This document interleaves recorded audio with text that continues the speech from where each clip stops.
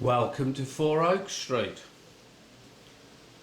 Just a short video to bring you up to date with what I've been doing, which has mainly been concerned around adding more detail.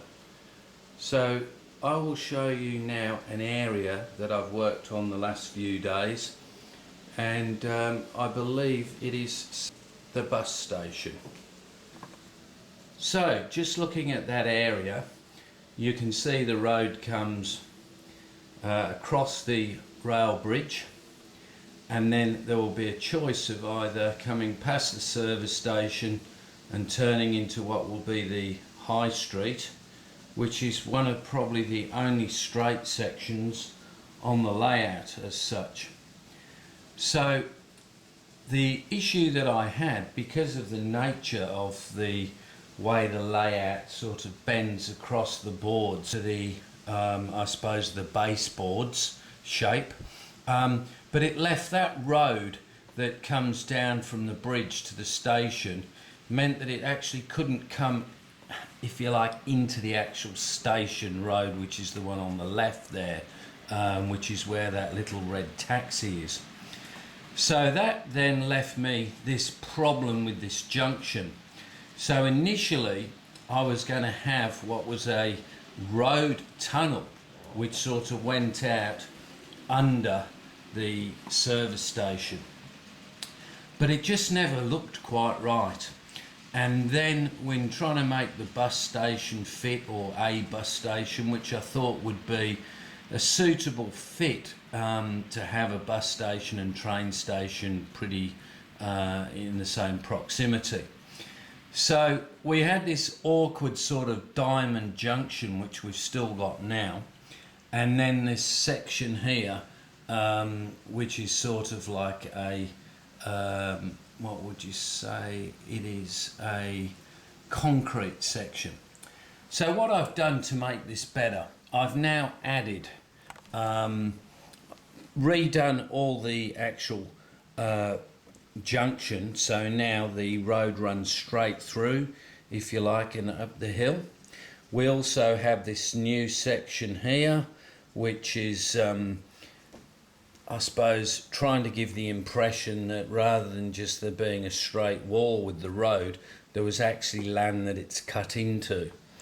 So what I've also done, you can see, I'm using the Metcalfe bus stations. So I've tried desperately to make them look better than what they were. So just some of the things I've done: I've painted the insides. I've also taken as much as I can all the white edges off, and I've also had a go at weathering them. So the layout of the bus station is as follows. A bus would come in from this road, having dropped people off at the station, would then make its way around here past where there could be some diesel fuel tanks, and can go around the back of the bus station and then come out around the side or through here to bus stops, which I'm waiting for. And obviously then people will go off in different directions, either back up the road and across past towards the church, or possibly over towards where the inn is, across the road bridge there. Or alternatively, they would go up that road there, which will eventually join the housing estate, which is where you can see there's a couple of houses which sits on top of the helix.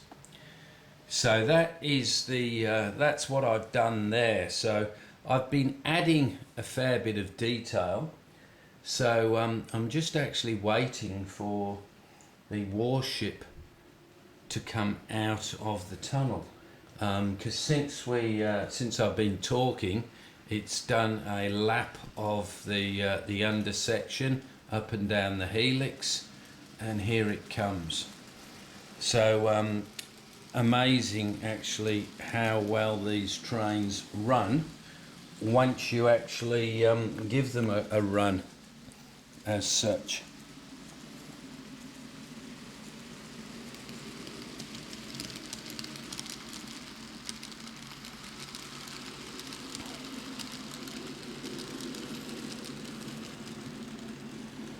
So that now is making its way under the bridge, and that will then go across the viaduct, which you can see, and will end up somewhere in the corner. Now, with a bit of luck, that train, since it's now leading, should actually, when it gets to the end, actually stop itself. I'll just zoom in. So it's now just going across the viaduct, going down to the section going down. Just zooming in now.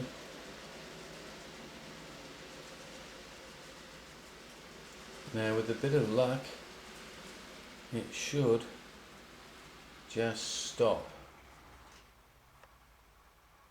Fantastic, it didn't actually fall on the floor. So now I can show you some of the detail on the bus station. So here we have a cut-out section which will be for parking, and then we have some of these scale scenery wooden fences, which I've got to say are fantastic.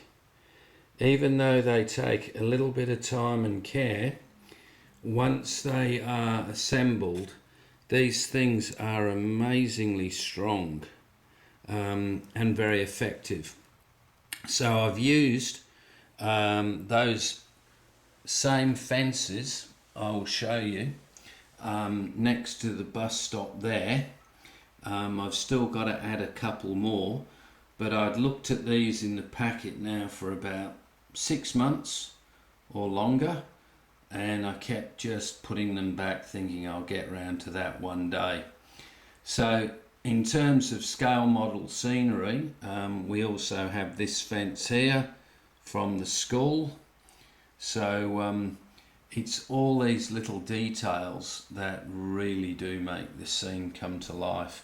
So this is probably about the most detail I think I've added to any layout, you know, in terms of fine detail. So I've got more things coming from scale model scenery, but their products are fantastic. So I've used a few now, including the rail crossing there that you can see. So all in all, I'm a lot happier with this scene. There's going to be some obviously workshop equipment. There's going to be some tyres and pallets probably hanging around. But yes, it's a lot more, what's the word, believable than what it was before. So yeah, more obviously lights to add.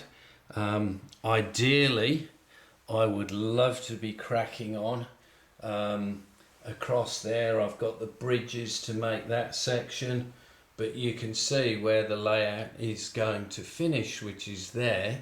There's a hell of a lot of gear where I'd have to find room for it. So that may more than likely be waiting till my eldest daughter, who's studying, completes her studies. Then I can complete this layout in terms of the track plan.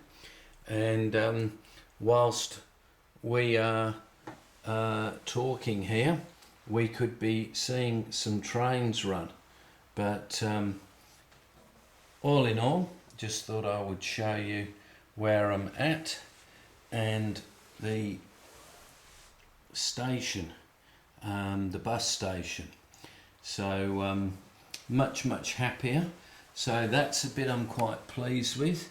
What I actually did there was actually lay the track into that tunnel, so that tunnel goes about 10 inches in, so the track goes actually into there. Then it's obviously been all what's the word for it, weathered and make it look overgrown, and I've added a couple of signs on there.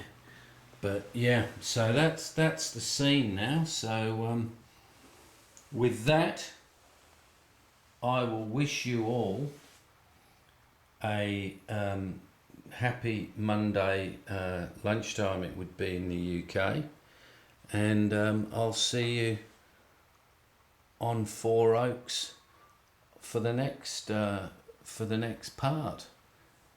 Thanks for watching. Bye.